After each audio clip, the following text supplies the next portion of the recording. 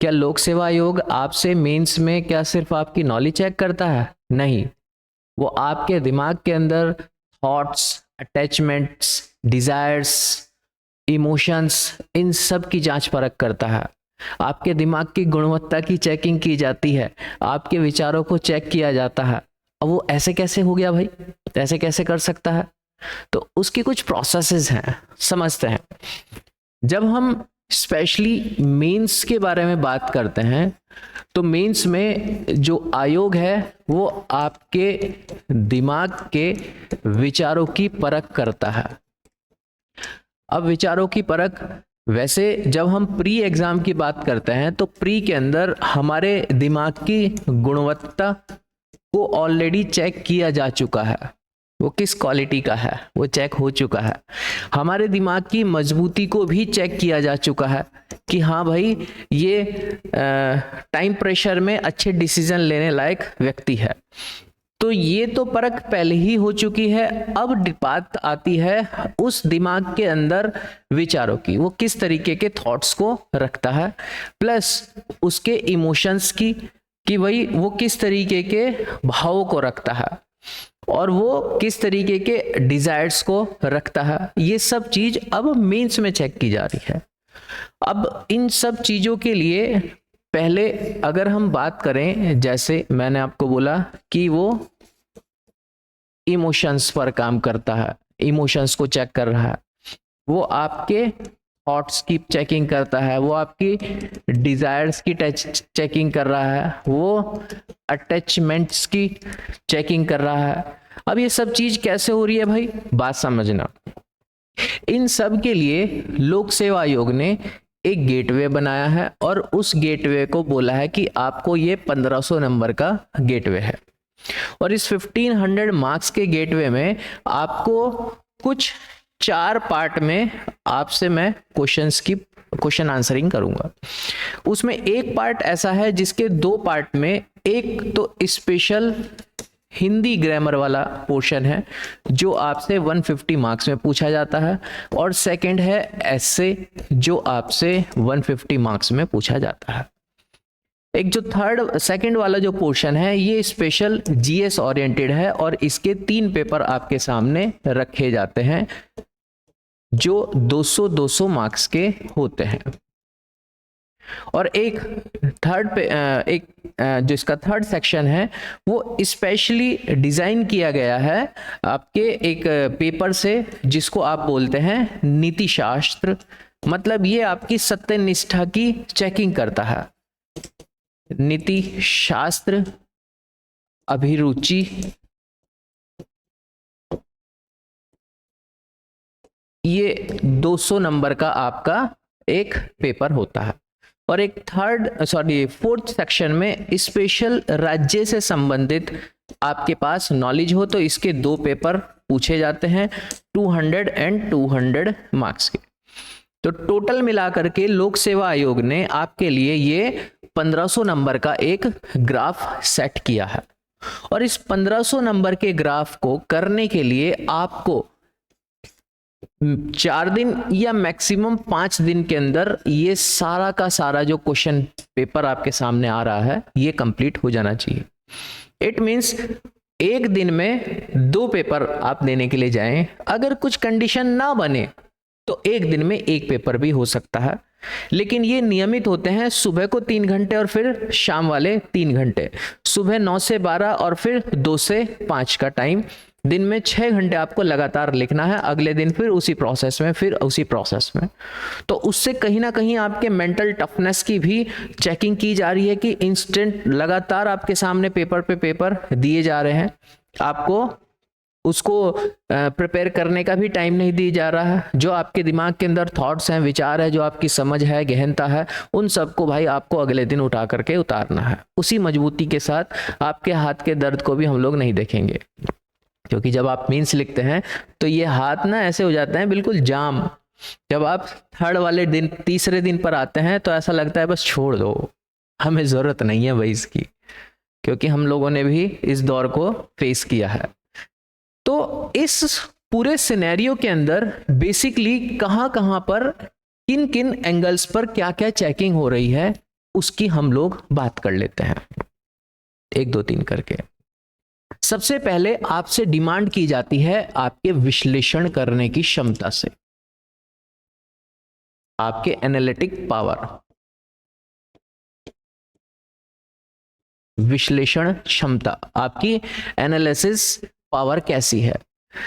आपने अगर कोई टॉपिक पढ़ा है तो वो टॉपिक आपने कितनी गहराई से पढ़ा है, और उस टॉपिक को जितनी गहराई से आपने पढ़ा है उसको आपने किस तरीके से समझा है।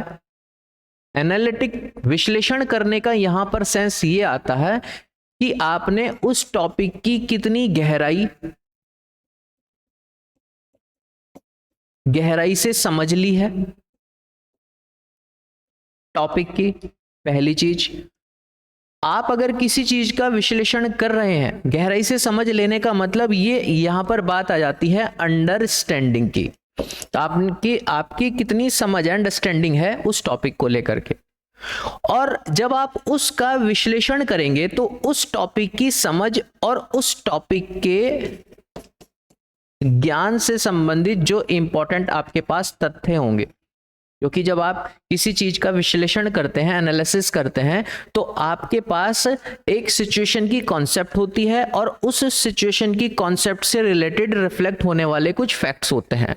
तो आप उनके सामंजस्य से एक अच्छा विश्लेषण कर सकते हैं। तो वो आप विश्लेषण तभी कर सकते हैं जब आपके पास एक अच्छा ज्ञान हो उस टॉपिक का और उसकी एक अच्छी अंडरस्टैंडिंग या फिर समझ हो। वहीं आप फिर इन दोनों चीजों के बेस पर एक तार्किकता को रिप्रेजेंट करें, एक रैशनलाइजेशन को आप यहां पर रिप्रेजेंट कर रहे हैं। तो ऐसा माना जाता है कि हां, आपके अंदर वो एक कैपेबिलिटी है विश्लेषण करने की। आप जब एक प्रशासनिक अधिकारी बनेंगे तो आपके सामने बहुत सारे ऐसे सिचुएशंस आएंगी, बहुत सारे ऐसे चैलेंजेस आएंगे जहां आपको उनका एनालिसिस करना पड़ता है, उन सिचुएशंस का। तो वो चीज एग्जामिनर आपसे पहले ही काम करवा रहा है कि भाई हमने आपको ये सिलेबस दे दिया है, इस सिलेबस में जो भी कुछ आप पढ़ेंगे उसका आपको विश्लेषण करना है, आपको उसका एनालिसिस करना है। और एनालिसिस भी आपको रैशनल होकर के करना है, तार्किकता के आधार पर करना है।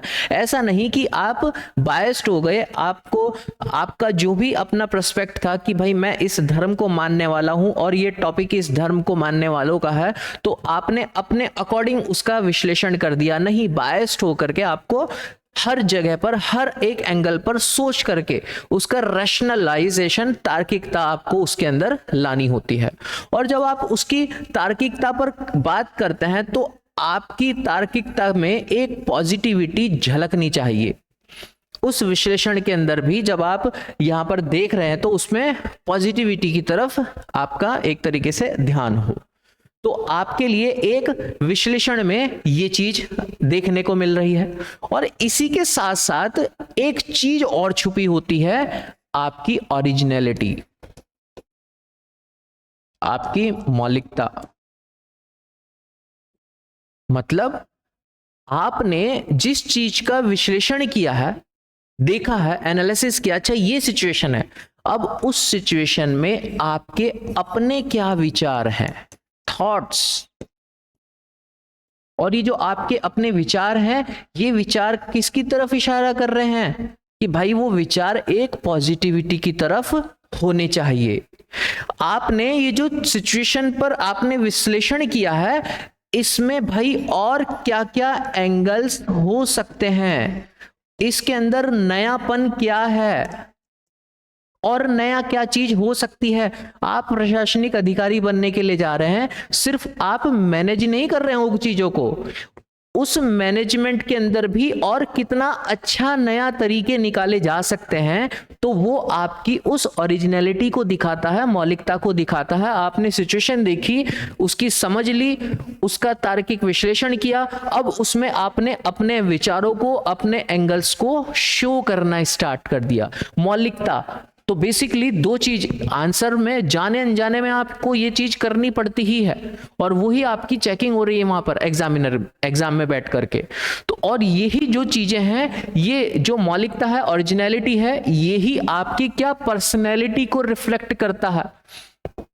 ये क्या है, आपकी व्यक्तित्व को रिप्रेजेंट कर रही है, आपकी ओरिजिनलिटी आपके आंसर के अंदर, जो आप अपना थॉट उसके अंदर इंप्लीमेंट कर रहे हैं, आपकी पर्सनैलिटी को। वो पर्सनैलिटी हम लोग नेक्स्ट वाले सेशन के अंदर भी बात करेंगे, जो आपके एक इंटरव्यू वाले पार्ट के अंदर देखने को मिलती है। अब इसके साथ साथ जब आप किसी चीज का विश्लेषण करते हैं, आपने अपनी ओरिजिनलिटी को उसके अंदर डाला, भाई आपके अंदर एक स्किल को और चेक करेंगे हम।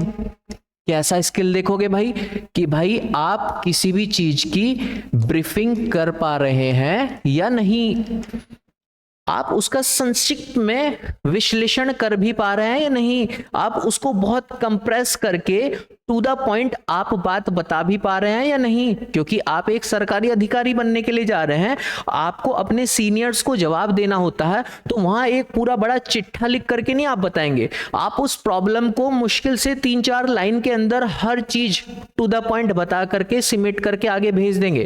क्योंकि जो ऊपर अधिकारी हैं उनके पास भी समय नहीं है कि वो इतनी बड़ी राम कथा आपकी सुने, उनको तो छोटा संक्षिप्त में आप भेज देंगे, अच्छा उनको प्रॉब्लम समझ में आ गई, सिचुएशन समझ में आ गई, बात खत्म। अब वो स्किल आपके पास पहले से ही है या नहीं, तो वो चेक करने के लिए आपको एक शब्दों के जाल से गुजरना पड़ता है।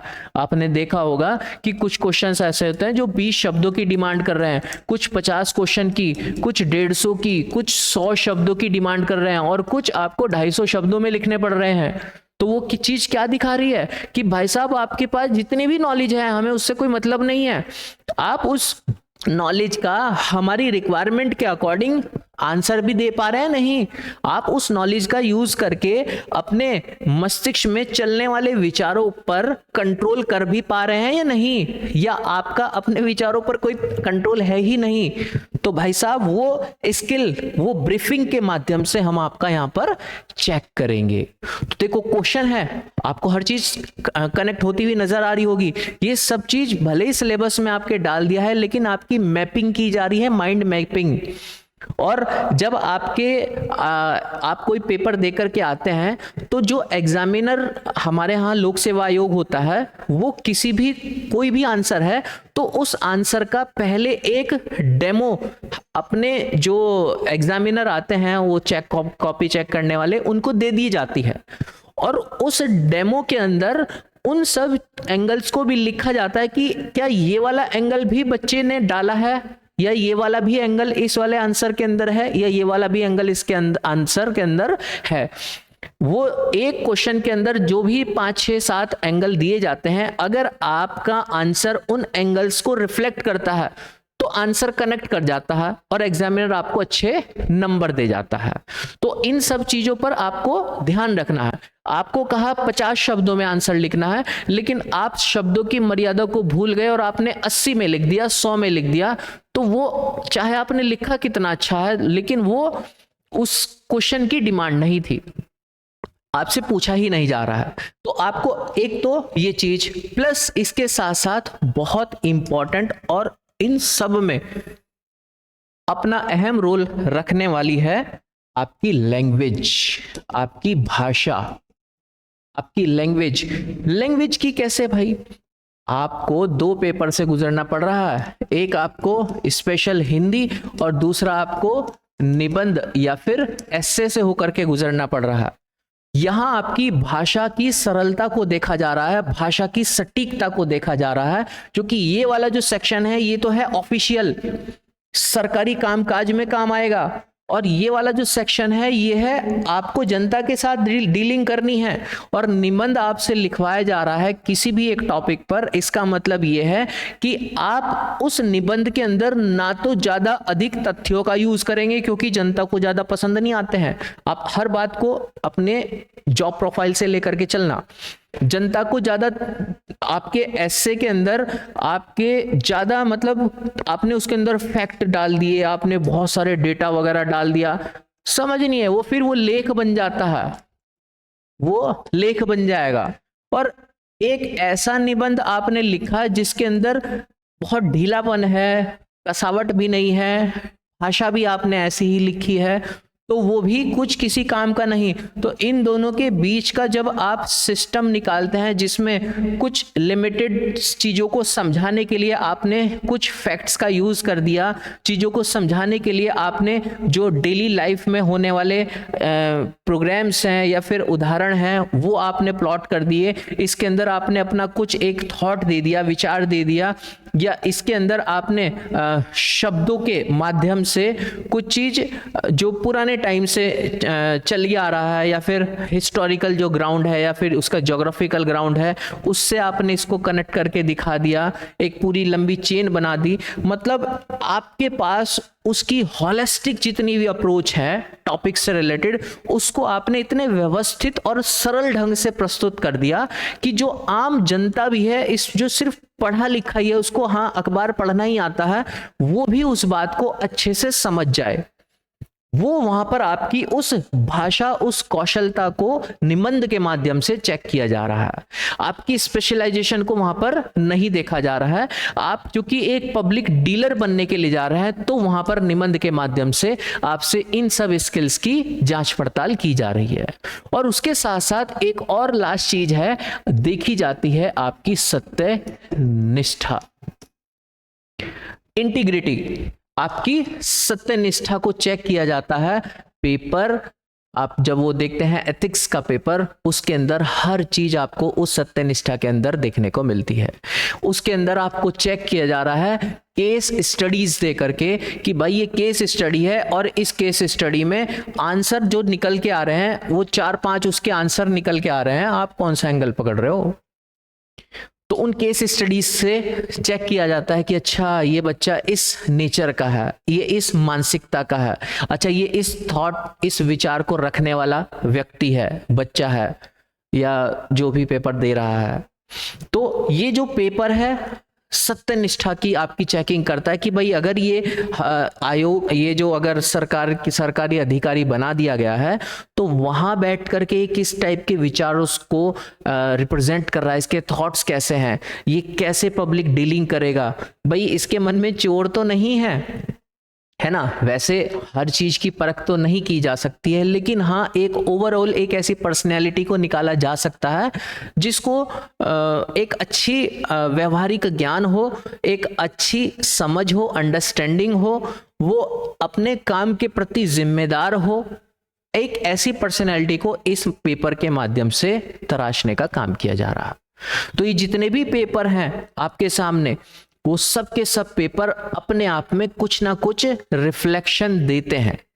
आप इसके लिए जो प्रीवियस ईयर क्वेश्चन बैंक है, उस क्वेश्चन बैंक को एक बारी स्टडी करना और एनालिसिस करना कि अच्छा इस क्वेश्चन में कहा है इसकी व्याख्या कीजिए, इस क्वेश्चन में कहा है इसका विश्लेषण कीजिए, इस क्वेश्चन में कहा है कि इसका आलोचनात्मक मूल्यांकन कीजिए, इस क्वेश्चन में कहा है कि इसको डिस्क्राइब कीजिए, इस क्वेश्चन में कहा है कि इसकी परिभाषा बताइए।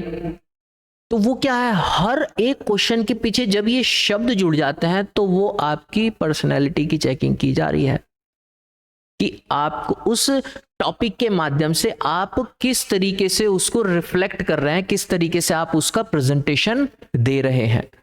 तो हमेशा आयोग भी सरकार की जरूरतों के अकॉर्डिंग काम करता है, बट बहुत से बच्चे ऐसे हैं जो सिर्फ और सिर्फ सब्जेक्ट के अंदर डूबे रहते हैं, पढ़ते ही जा रहे हैं, पढ़ते ही जा रहे हैं। अच्छा मैंने ये टॉपिक भी कंप्लीट कर लिया, ये टॉपिक भी कंप्लीट कर लिया, अब उस टॉपिक पर आपको अपना एंगल भी तो बनाना है। जो आप एंगल बना रहे हैं क्या वो एंगल सरकार के, आयोग के एंगल के अकॉर्डिंग भी है? उन सब चीजों पर काम करना पड़ता है। तो ये कुछ ऐसे ग्राउंड्स होते हैं जो आपको पता होने चाहिए, और मुझे लगा कि आपको शायद इनकी ज़रूरत है, तो मैं आप लोगों के सामने आया हूँ। आपको कुछ पूछना होगा तो कमेंट बॉक्स खुला है। नेक्स्ट क्लास में हम बात करेंगे कि इंटरव्यू के अंदर जो हमारा आयोग है हमारी गवर्नमेंट के लिए किस टाइप की पर्सनैलिटी को चिन्हित करता है। ठीक है। और लास्ट वीडियो में एक बच्चे ने कमेंट किया था कि सर आपका क्या एक्सपीरियंस रहा है। तो मैं इस दौर से गुजरा हुआ हूँ, मैं इंटरव्यू में भी बैठा हुआ हूँ, मैंने प्री और मेंस पर अच्छे से 2-2 बार काम किया है, 2-2 बार उस पर पास आउट किया हूँ। तो मैं अपनी उस जर्नी के अनुभवों को आपको साझा करता हूँ। और अब मेरा कोई ऐसा रुझान नहीं है कि मैं ऐसे कॉम्पिटिटिव एग्जाम में जाऊं, मेरा इंटरेस्ट ही पढ़ाने में है, तो मुझे वो पढ़ाना अच्छा लगता है, तो यही मैंने अपना प्रोफेशन बनाया हुआ है। ठीक है, तो ये आपका लास्ट की क्लास में था।